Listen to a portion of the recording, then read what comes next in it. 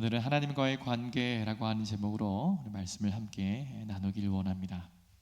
주님이 다시 오심, 이 재림을 기다리며 준비하는 것, 이 땅을 살아가는 저와 여러분이 해야 할 바라고 알고 있습니다. 재림을 어떻게 준비해야 할까 우리가 계속 보는 가운데, 그것은 하나님이 우리에게 허락하신 사람들과의 관계, 그것을 충실히 잘 지켜내므로 기다리라고 말씀하셨고요. 또 우리를 위해서 수고하고 다스리고 권면하는 그 지도자들을 존경하고 사랑 안에서 가장 귀하게 여김을 보았습니다. 또 우리 안에 서로 같은 지체된 이들을 대할 때는 각 사람에 맞도록, 어떤 사람은 권면하고 따끔하게 꾸짖어야 하지만 또 어떤 사람은 위로하고, 또 어떤 사람은 붙들어주고 지지해 주어야 한다고 우리가 나눴습니다. 사람에 따라 약간씩 다른 방법으로 대해야 하는 것을 생각해 보았지요. 그 모든 사람을 대할 때 절대로 성급하게 판단하지 않고 오래 참음으로 대하며, 어떤 일이 있어도 악을 악으로 갚을 것으로 생각지 않고 선으로 악을 이겨야 한다고 했습니다. 이렇게 우리가 사람과의 관계를 어떻게 충실히 감당하며 다시 오실 주님을 맞이할까에 대해서 오늘까지 보았다면, 오늘은 이제 하나님과의 관계 측면에서 함께 나누길 원합니다. 사람 관계에 충실해야 하는 것은 말할 것도 없지만, 무엇보다 하나님과의 관계에서도 충실해야 하는 것이 당연한 성도의 일이라고 볼 수 있죠. 그 중에서도 개인적인 경건의 삶, 그것을 지키고 유지하는 것이 중요하지요. 하나님과의 관계를 잘 지키고 유지하는 사람들에게 세 가지 표지가 나타난다고 오늘 본문이 소개하고 있습니다. 항상 기뻐하고 쉬지 않고 기도하는 것, 범사에 감사하는 모습이 저와 여러분에게 있다면 우리는 하나님과의 관계에 열심히 지금 충실히 머물고 있다고 볼 수 있는 것이죠. 오늘 이 본문을 함께 나누면서 은혜와 도전을 나누기 원하는데, 첫 번째 본문은 항상 기뻐할 것을 권면합니다. 여러분, 기쁨이라고 하는 것은 우리 모두가 원하는 것이죠. 원치 않는 사람은 아무도 없을 겁니다. 기쁨이 있어야 어떤 일이라도 할 수 있는 것이죠. 기쁨은 사실 우리가 하고 싶은 일을 하게 하는 그 동력이 됩니다. 여러분과 저를 움직이는 힘은 사실 기쁨으로부터 나오게 되죠. 그렇기 때문에 모든 사람이 사실 기쁨을 원합니다. 그런데 문제는 오늘 본문에 우리 하나님께서는 이렇게 권면하시죠. 항상 기뻐하라 라고 말씀하신다는 거죠. 또 여러분 생각해 보면 오늘 본문의 1차적인 이 독자가 누가 되지요? 데살로니가 교회 성도들이었는데, 당시 그들은 핍박을 받고 있었고요, 고난을 지나가는 그런 시기였습니다. 그 성도들에게 항상 기뻐해라 라고 권면하고 있는 상황인 것이죠. 주 안에서 사랑하는 성도 여러분, 이 말은 우리의 삶, 성도들의 삶에 나타나야 하는 기쁨은 환경이나 상황이나 형편에 의해서 좌우되는 기쁨이 아니어야 한다라고 하는 사실을 우리에게 보여줍니다. 환경과 상황이 바뀔 때마다 그것에 따라 기뻤다가 슬펐다가 하는 상태가 되지 말라고 하는 것입니다. 우리의 삶이 어떤 자리에 있더라도 항상 기쁨이라고 하는 것이 우리를 다스리는 것, 우리의 특징이 되도록 그렇게 노력하며 사는 것, 하나님과의 바른 관계로 사는 삶, 주님이 오실 때까지 사는 그 사람들을 성도라고 한다면 그들에게 보일 수 있는 그 기쁨이 성도의 첫 번째 표지라고 할 수 있는 거죠. 질문을 이어가 보도록 하겠습니다. 그렇다면 어떻게 좋은데요? 어떻게 항상 기뻐할 수 있습니까? 더군다나 고난을 통과하고 참 어려움 가운데 있는 사람들이 어떻게 항상 기뻐할 수 있습니까? 세상을 사는 동안 아픔도 있고 눈물도 있고 실패도 있는데 어떻게 기뻐할 수 있습니까? 제가 오늘 또 말씀을 묵상하면서 또 우리 젊은 지체들과 대화하는 가운데 이런 이야기를 하더라고요. 어려움 가운데 있는 한 청년이 이렇게 얘기했어요. 목사님, 항상 기뻐하라고 하시는 하나님의 말씀은 알겠습니다만 제 상황이 어렵고 힘든데 주님이 항상 기뻐하라고 강권하는 모습이 조금 저에게는 하나님이 잔인하게 배입니다. 이런 얘기를 했어요. 저는 충분히 공감할 수 있었습니다. 우리의 삶이 고달프고 이해할 수 없는 어려움 가운데 이 권면은 사실 우리에게 너무 과한 것, 불가능한 일을 하나님께서 우리에게 말씀하시는 것이 아닐까. 어떻게 우리가 이 중심을 지키면서 항상 기뻐하는 그 성도의 특성에 합당하게 살 수 있을지를 잠시 생각해 보기를 원합니다. 여러분 한번 생각해 보십시오. 여러분과 제가 예수님을 처음 믿고 주님을 인격적으로 만날 때 우리가 얻은 참 중요한 사실 중 하나는 하나님이 우리를 사랑하시는데 그 사랑이 내가 하나님을 깨닫고 하나님을 인정할 때가 아니라 그 사랑이 창세 전부터 시작되었다라고 하는 사실을 우리가 깨닫게 됩니다. 우리가 느낄 수 있었던 때부터 시작된 것이 아니라 그 사랑이 창세 전부터 우리가 어머니의 뱃속에 있기도 전부터 시작되어서 우리의 삶의 어느 순간에 그 사랑이 경험된 것이구나 라고 깨달을 때가 있습니다. 그러면서 어떤 은혜가 우리 안에 주어지죠? 하나님이 날 사랑하신 사랑이 하나님의 어떤 순간적인 사랑이 아닌 영원토록 나를 사랑하신다라고 하는 것이 우리가 깨닫게 되게 되죠. 예수님을 통해서 이 사실이 우리 안에 곱씹게 되고 그것이 은혜로 또 기쁨으로 오게 됩니다. 여러분, 우리가 항상 기뻐할 수 있음의 원천은 우리는 조건적으로 사는 인생이기 때문에 불가능하죠. 언제나 불가능합니다. 잠시 기뻤던 거죠. 우리의 기쁨은 현재형일 수 없습니다. 잠시 기뻤던 것이에요. 그러나 영원한 기쁨이 있죠. 우리의 기쁨의 원천이 어디에서부터 올 때 영원할 수 있습니까? 바로 영원하신 하나님의 사랑. 이것이 우리 모두를 향한 사랑이라면 모르겠습니다. 여러분 얼마나 기뻐하실지 모르겠지만 저는 이렇게 생각합니다. 주님이 사랑하시는 그 영원한 사랑은 저를 향한 사랑입니다. 죄송하지만 저를 향한 사랑입니다. 그 사랑이 저를 향한 이 부족한 나를 향한 사랑이라는 사실이 깨달아지면 저는 기쁨이 제 안에 울려지게 되는 것이죠. 여러분, 하나님이 우리를 사랑하시기 때문에 우리가 항상 기뻐할 수 있는 상황이 있다는 것을 여러분 기억하시기 바랍니다. 기쁨과 사랑은 우리가 사랑받고 있다고 느낄 때에만 유효한 것이 아니라 창세전에 시작해서 영원토록 변함없이 지속되는 그 진짜 사랑.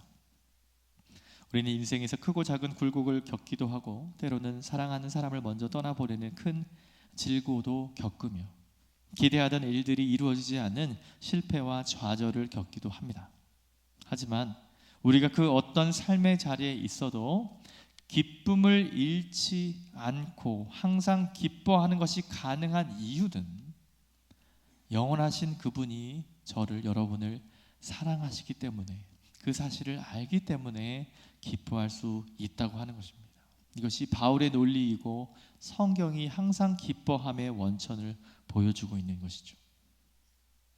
여러분, 슬프고 힘겨운 삶의 자리에서 눈물을 우리가 때로 흘리더라도 우리 주님은 여러분을 꾸짖지 않으십니다. 여러분 꼭 기억하세요. 그러나 하나님이 그런 경험을 하고 있는 저와 여러분을 여전히 사랑하신다라고 하는 사실을 꼭 기억하시기 바랍니다. 우리를 위해서 이 땅에 오시고 우리를 위해서 사셨고 우리를 위해 돌아가시고 부활하신 그분이 얼마나 많은 유익을 우리에게 허락하시는지 알고 그분이 나를 오늘도 지금도 사랑하고 계시다. 이 연약함도 이 슬픔 가운데 주저앉아 있는 나를 지금도 사랑하신다라고 하는 사실이 우리에게는 기쁨이 된다고 하는 사실입니다. 여러분, 기독교 신앙은 저와 여러분에게 눈물 날 일을 면해준다고 이야기하는 종교가 아닙니다. 우리는 이 땅을 살아가는 동안 안 믿는 사람들이 겪는 불행을 우리는 동일하게 겪습니다. 예수 믿기 때문에 오히려 더 큰 고난을 겪을 때가 많죠. 성경은 우리에게 고난이 없고 실패가 없고 눈물이 없는 행복을 약속하지 않습니다. 우리가 여전히 그런 경험들을 하며 살지만 모든 우리의 삶의 자리에서 우리의 믿음을 사용하기를 원하시고 그러면서 기쁨을 절대로 빼앗기지 않도록 주님이 우리를 구원하셨다는 사실을 잊지 않을 때 우리 안에 기쁨이 있다는 사실입니다. 여러분 생각해 보십시오. 좋은 일만 있다고 해서 기쁘지 않습니다. 우리가 아픔을 겪어본 적이 없다면 아파하는 사람들을 위로할 수 없죠. 세상은 아픔이 너무나 많은 곳이기에 성도인 저와 여러분을 주님께서 사용하시려면 우리에게도 그러한 경험이 필요한 것이죠. 그래야 우리가 남들을 바르게 섬길 수 있고 남들의 눈물을 닦아줄 수 있는 것입니다. 사랑하는 성도 여러분, 우리 사랑하는 믿음의 선배 여러분, 우리에게도 눈물이 있습니다. 여러분에게 얼마나 많은 눈물이 있는지 모릅니다. 그러나 그 눈물이 여러분 우리의 기쁨을 빼앗아 갈 수는 없습니다. 여러분 빼앗길 수 없습니다. 저와 여러분을 향한 하나님의 그 사랑, 영원하신 그 사랑, 예수께서 우리에게 주신 형용할 수 없는 그 수많은 그 사랑 때문에 우리의 슬픔과 질고를 겪는 순간에도 우리는 주님으로 인해서 기뻐할 수 있음을 믿으시기를 바랍니다.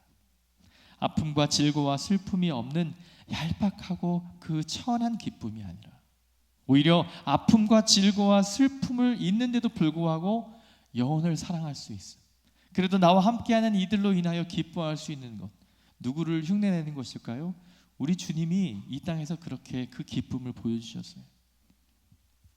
예수님의 그 귀한 대속의 은혜와 아버지 하나님의 영원하고 참된 사랑을 아는 그 믿음으로 기뻐할 수 있는 것이죠.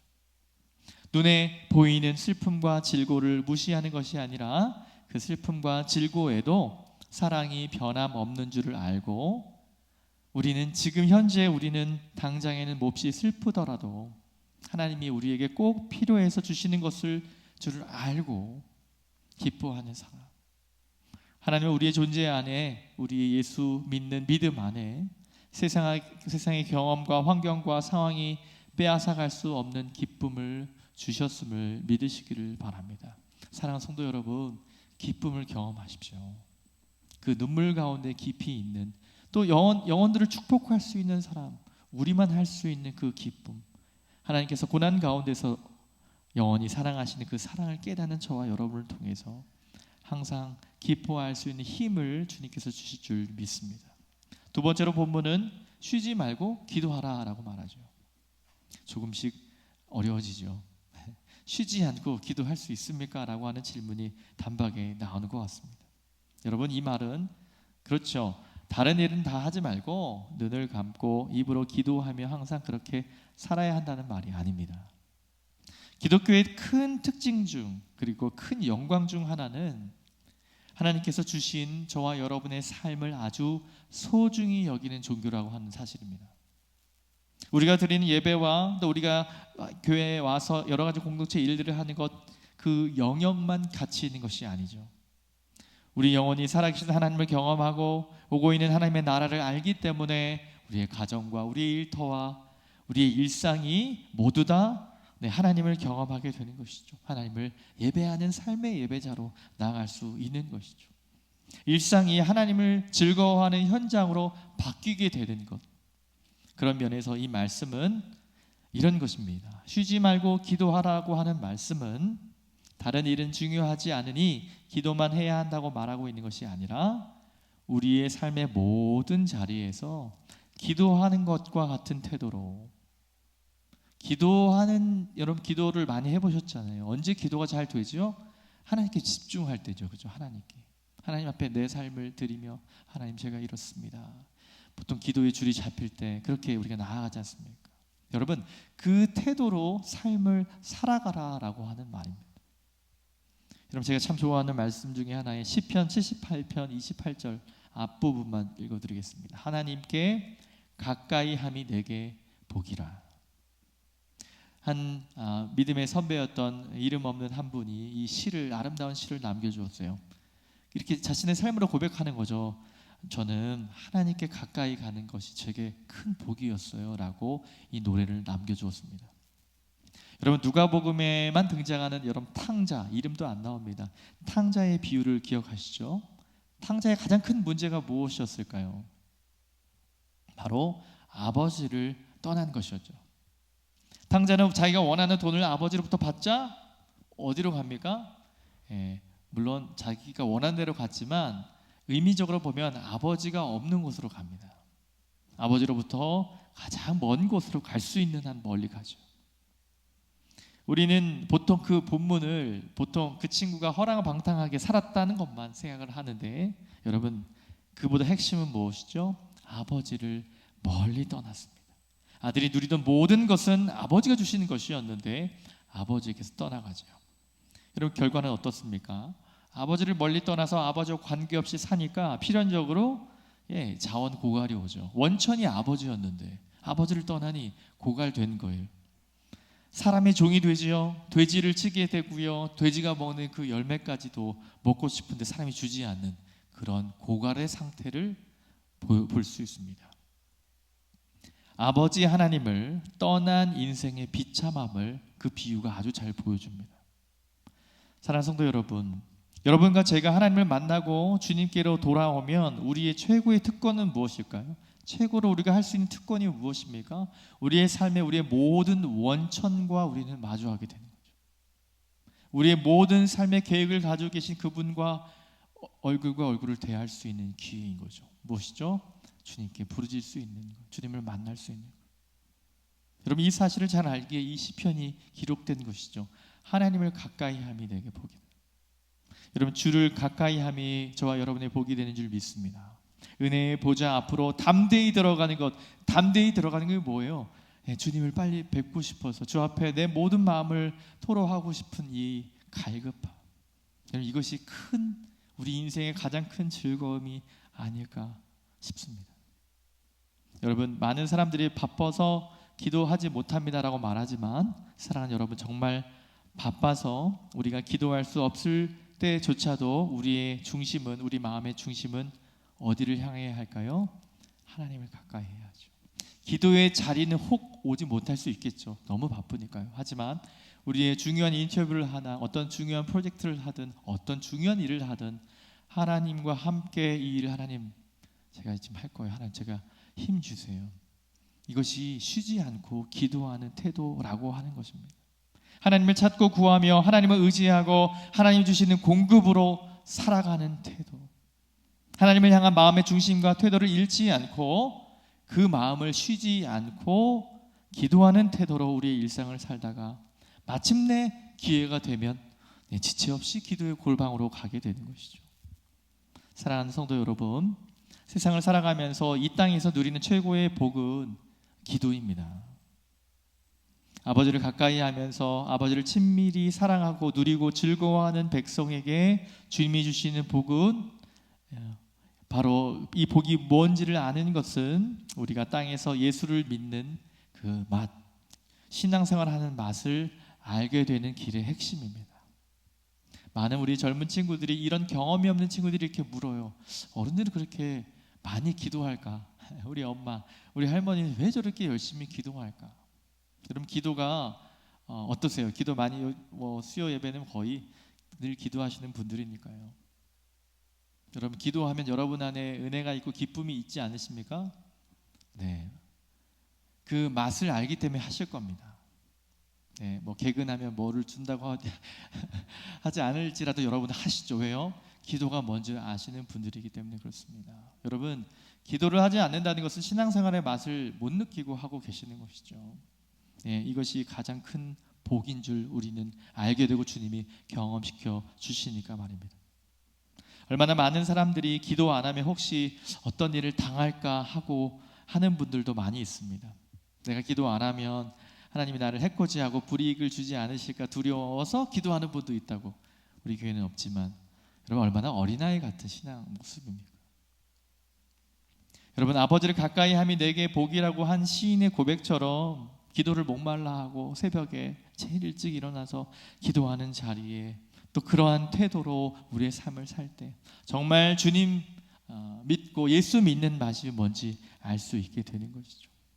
쉬지 말고 기도하라고 하는 말씀은 주님이 여러분과 저를 얼마나 자주 보고 싶어 하시는지 그 마음이 그대로 들어있는 것입니다. 사랑하는 성도 여러분, 하루를 마치고 집으로 돌아가기 전에 교회 와서, 우리 교회는 항상 열려 있으니까요, 제가 저희 교회에 오면서 늘 감사했던 것 중에 하나 뭐냐면 장로님이든 권사님이든 청년들이든 이렇게 밤에 와요. 그래서 처음에는 놀라서 보는데 다 기도를 하고 가시는 모습을 보면서 여러분은 그게 너무 당연한 일이 아닙니까? 라고 하지만 제 입장에서는 너무 당연하지 않았습니다. 저는 사실 그런 모습을 서울에서는 많이 본지 못했던 것 같습니다. 무슨 얘기입니까? 기도의 맛을 알고 주님과 동행하는 그것이 어떤 복인 줄 아는 사람들이 있는 곳, 여러분, 그 삶이 우리에게 필요한 것이죠. 아버지 없는 삶이 불가능하다고 하는 사실을 알며 하루의 시작을 또 하루의 마지막을 시간이 되는 대로 주님께 간구하며 나아가는, 여러분, 아버지 그 마음이 저와 여러분의 마음에 담아서 계속적으로 반응하는 삶이 되기를 원합니다. 세 번째로 범사에 감사하라고 권면합니다. 여러분, 감사는 성도에게 굉장히 중요한 특징입니다. 사람들이 감사하고 기뻐하고 칭찬하기보다는 보통 불평하고 원망하는 말들이 오가게 되죠. 그래서 이 시대에 사라지는 것 중 하나가 감사입니다. 성도인 여러분과 저의 중요한 특징이라고 말할 수 있습니다. 우리의 영적인 상태도 분별할 수 있지요. 내 입에서, 내 마음에서 감사가 더 많은가, 아니면 염려와 근심이 더 많은가. 여러분, 왜 성도의 중요한 특성이 감사라고 말할 수 있을까요? 우리가 예수님을 믿을 때 한 가지 중요한 새로운 질서를 만나게 되는데, 그것은 무엇이냐면 우리가 사는 이 시대의, 이 세상의 질서는 일한 대로 얻는 거예요. 능력대로, 공로대로, 누가 많이 했어, 그 사람이 얻는 것이죠. 자격대로. 하지만 이런 세상을 사는 여러분과 저는 주님을 만날 때마다 전혀 다른 질서를 경험하게 돼요. 은혜라고 하는 것을 인정하게 되는 순간, 일한 것이 없고 공로를 세우지 못했는데도 자격에 근거하지 않고 값없이 하나님이 막 부어주시는 거죠. 여러분, 기도를 하고 이렇게 신앙생활을 하는데 아주 그냥 여러분 안에 동기부여가 될 정도로 하나님 부어주셨으면 여러분 한번 고민 한번 해보셔야 됩니다. 여러분, 하나님 앞에 기도하며 사는 우리의 삶에 감사가 사라지고 있다면 여러분 다시 한번 생각해 보셔야죠. 하나님이 주신 마음이 아닐 수 있지 않습니까? 우리 주님은요, 우리의 공로나 어떤 자격이 아닌 하나님의 그 풍성함을 우리에게 주셔요. 그 선물을 경험할 때 우리 은혜라고 말하고, 하나님께는 은혜죠. 그런데 성도들에게는 뭐라고 얘기하죠? 하나님께 감사한다고 말하게 되는 겁니다. 여러분과 저는 이 땅을 살아가면서 우리에게 좋은 것들이 주어질 때 그것을 내가 노력해서 성취했다라고 생각하지 않습니다.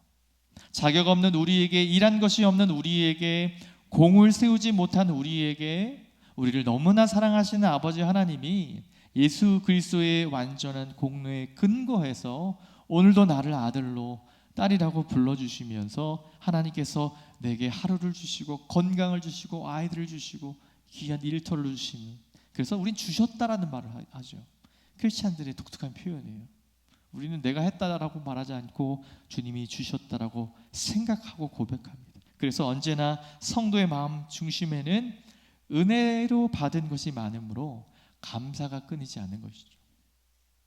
여러분, 반면에 세상 사람들은 어떻습니까? 자식들이 공부를 잘하는지 못하는지, 좋은 대학에 합격했는지 불합격했는지, 좋은 직장에 들어가는지 못 들어가는지를 가지고 안달하지만, 여러분, 저와 여러분은 어떻습니까? 하나님 가운데, 성령의 충만함 가운데 있을 때 우리는 어떻습니까? 우리는 자녀가 설령 공부를 못하고 남들보다 좀 처지는 것 같더라도 누구를 신뢰하게 됩니까? 하나님을 신뢰하게 되죠. 그게 안 되면 하나님이 신뢰하게끔 만드시죠. 실패하지 않고 우리를 정말 사랑하시는 하나님이 우리에게 그런 자녀를 주셨을 때 세상 관점과는 다른 관점으로 아이들을 보게 돼요. 어떻게 되죠? 기도하게 되죠. 하나님이 주신 아이니, 하나님 이 아이에게 지혜를 달라고. 우리는 늘 모자람을 탓하는 이 세상과는 다르게 생각하는 사람입니다. 하나님께 귀한 선물을 받은 줄 알고 감사가 끊이지 않는 것이죠. 여러분, 한번 생각해 보십시오. 우리의 기쁨에, 저와 여러분의 기쁨에 감사가 없다면 그 기쁨은 주님이 주신 것이 아닙니다. 여러분이 잘해서 얻은 기쁨이겠죠. 하나님이 주시는 기쁨이라면 당연히 기쁨이 있고요, 그 다음에 감사함이 따라 나오게 되는 거죠. 여러분, 감사가 없는 기쁨은 얼마나 천박한 기쁨이겠습니까? 우리의 기도에 감사가 없다면 그 기도는 얼마나 이기적이고 그런 육적인 기도겠습니까? 여러분, 감사라고 하는 것은 저와 여러분의 모든 하나님을 향하는 그 태도, 경건이라고 한다면 그 경건의 꽃과 같은 겁니다. 우리의 모든 기도와 우리의 모든 기쁨에는 자격 없는 저와 여러분을 선택하시고 우리를 사용하시는 그 하나님에 대한 감사가 늘 언제나 있는 것이에요. 너무나 부족하고 허물 많은 우리를 아껴주시고 소중하게 대해주시는 그 사람들에게 대한, 그 하나님께 대한 감사가 담겨 있게 되는 것입니다. 이런 기도와 기쁨이어야 그 기쁨이 진짜이고 그 기도가 참으로 놀랍게 역사하는 권능을 가지고 있음을 우리는 믿습니다. 범사에 하나님을 향한 살아있는 감사가 있기를 바랍니다. 사랑하는 성도 여러분, 자본주의 말기에는 끝없이 우리의 욕망을 부추기지요. 돈에 대한 욕심을 늘 만들어내요. 명예에 대한 욕심이 생겨요. 더 나은 집에 대한 욕구를 막 만들어내죠. 이럴 때 우리가 마음을 지키는 방법이 뭘까요? 하나님과 사람들의 앞에 마음을 다하여 감사하면서 주님의 오심을 준비하는 것이 필요하죠. 이것이 저와 여러분에게 아주 중요한 자질이고 특권이라고 할 수 있습니다. 사랑하는 성도 여러분, 감사가 빠지지 않는 오늘 삶, 또 우리가 아침부터 뵀던 분들도 있으시고요, 바자회로 많이 힘드실 텐데 불구하고 저녁 예배로 하시는 모든 분들, 오늘도 감사의 귀한 날로 나아가는 여러분 되었으면 좋겠습니다. 네, 설교를 일찍 끝내는 마음이 있지만 조금만 더 하겠습니다. 네 번째로 기쁨과 기도와 감사로 우리가 살 수 있는 이유가 그럼 무엇일까? 여러분, 기쁨, 기도, 감사 참 너무 좋은 것이죠. 하지만 우리 뜻대로 잘 되지 않을 때가 많이 있습니다. 그런데 왜 하나님이 그렇게 말씀하셨을까요? 왜 하나님은 눈물을 흘리는 그 순간에도 절대로 빼앗기지 않는 기쁨을 말씀하시고, 또 세상에 어떤 일이 일어날지라도 끊이지 않는 감사를 요구하시고, 성도라면 꼭 살아내야 하는 삶으로 그렇게 말씀하실까요? 여러분, 이 너무 중요한 이 암송 많이 하시는 말씀인데, 그 다음 우리 19절을 보시면 바로 바울이 이런 얘기를 합니다. 성령을 소멸하지 말고, 이런 말. 여러분 18절까지는 다 암송하시는데 그 19절부터 여러분 이렇게 생각을 하실 겁니다. 여러분, 우리가 그 감사와 기쁨과 그 기도의 삶이 없는 이유, 그렇게 잘 못 사는 이유가, 아버지의 뜻에 순종하려고 하는 선한 마음을 갖게 되는 이유가 바로 우리의, 저와 여러분의 결심으로 이 일들이 되지 않음을 말하고 있습니다.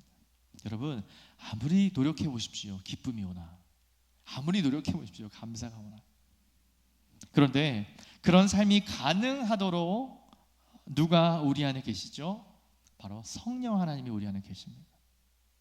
성령을 소멸하지 말며, 이 소멸하다라고 하는 어원은 소화기 있으시잖아요. 소화기로 불을 이렇게 꺼버리잖아요. 그래서 불을 끄다라고 하는 어원과 같습니다. 우리에게 선물로 주신 그 성령님과 관계없이 내가 막 사는 거예요. 성령이 주시는 그 열정의 그 불을 어떻게 하라는 거예요? 그거 끄지 말아라. 그거 없으면 너희들 그런 거, 감사와 기쁨 이런 거 다 사라지니까 그거 끄면 안 된다라고 말씀하고 있는 겁니다.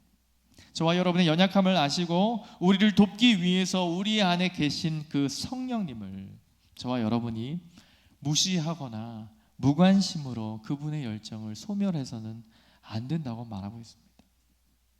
여러분, 우리가 어머니 뱃속에서부터 죄를 가지고 태어났다는 것은 단순한 신학적인 이야기가 아닙니다. 이것은 팩트입니다. 우리는 언제나 그런 마음이 우리 안에 있습니다. 우리는요, 우리 저와 여러분이 스스로가 생각하시는 것보다 훨씬 더 많이 깨져 있고 훨씬 더 별로입니다.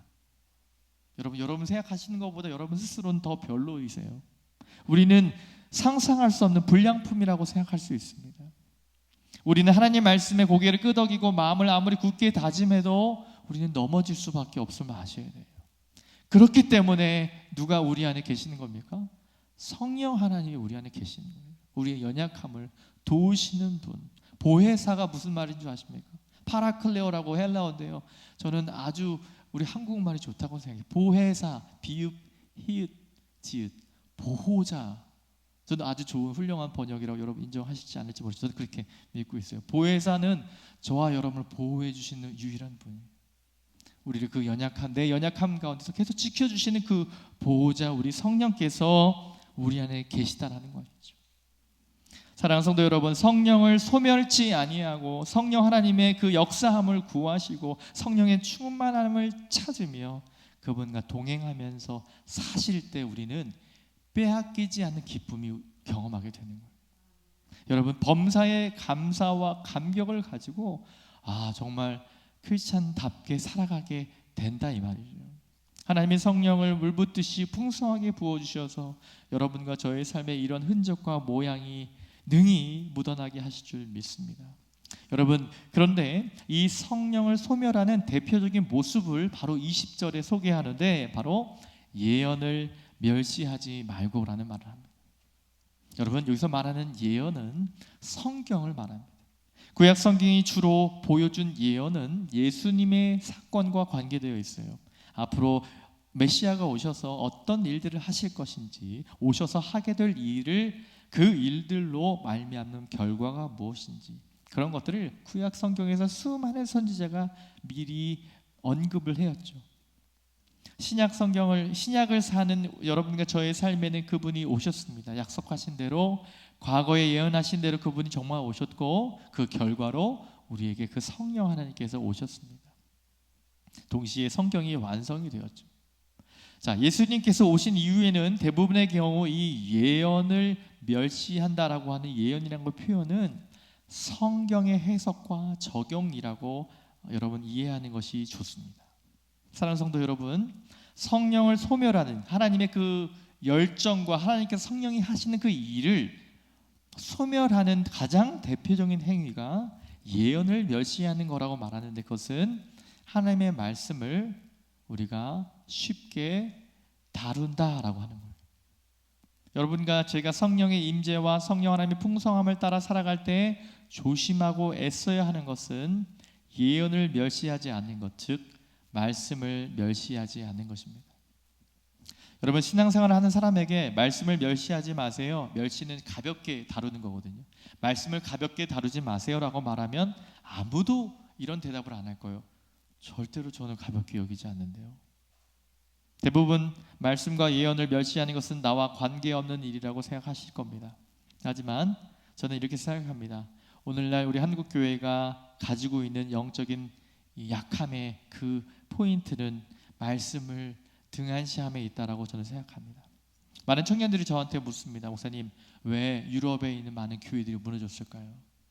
여러분, 왜 무너졌을까요? 이렇게 전문가들은 대답을 합니다. 다음 세대를 양육하는 일에 실패했기 때문에 세대 교체가 일어나지 않아서 서구권의 교회들이, 특별히 구라파의 교회들이 무너졌다 이렇게 진단합니다. 저는 어느 정도 동의를 하지만 저는 가장 큰 핵심은 다음 세대의 양육이 관건이긴 한데 그 핵심이 저는 말씀이라고 생각합니다. 다음 세대를 잘못 길러서 서구교회가 그렇게 치명적으로 무너졌다고 말하는데 결과를 가지고 원인을 평가하는 저는 좀 부적절한 부분이 있다고 생각합니다. 여러분, 서구교회는 어느 순간 하나님의 말씀을 사람의 말처럼 취급하는 시기가 있었습니다. 그 시기가 지나가자 다음 세대가 교회를 떠나가기 시작했어요. 왜요? 다른 말들 들을 말을 많지 않습니까? 귀한 하나님의 말씀을 사람의 사상이나 사람의 권면으로 여기면서 성경책에 이제 내 생각들을 넣기 시작했습니다. 여러분 잘 모르시겠지만 모세가 홍해를 갈랐다라고 하는 사실을 믿는 사람이 여러분 몇 프로인지 아십니까? 여러분은 믿음으로 받아들이겠지만 젊은 세대들은 믿지 않습니다. 그래서 신화라고 그냥 이야기합니다. 이러한 주제를 이야기를 해보면 여러분 너무 당황스러우실 거예요. 우리 아이들이 이 정도구나. 성경을 하나님의 말씀으로 믿는 사람이 몇 프로가 될 것 같습니까? 점점 줄어들고 있습니다. 두 가지 명제를 드리겠습니다. 성경은 하나님의 말씀이다. 첫 번째 문장이고, 두 번째 문장, 성경 안에 하나님의 말씀이 있다. 비슷한 말 같지만 아주 다른 내용을 담고 있어요. 저와 여러분의 건강한 신앙은 성경은 하나님의 말씀이라고, 정확무어한 진리의 말씀이라고 우리는 믿지만 세상에 많은 사람들은 성경은 오류가 있으니까 그 안에 몇 부분은 하나님의 말씀이지라고 인정하기 시작됐어요. 여러분, 그 사실을 인정하는 순간 서구 교회는 몰락하고 다음 세대들은 교회를 떠나게 되었습니다. 사랑하는 성도 여러분, 조국교회 몸담고 있는 대부분의 성도는 이 성경이 하나님의 말씀이라는 것을 부정하지 않고 다 믿는다고 생각합니다. 그러나 어떻습니까? 하나님의 말씀이라고 생각하면 그렇게 행할 수 없는데도 불구하고 하나님의 말씀, 설교, 이 말씀이 너무 익숙하기 때문에 대수롭지 않게 생각합니다.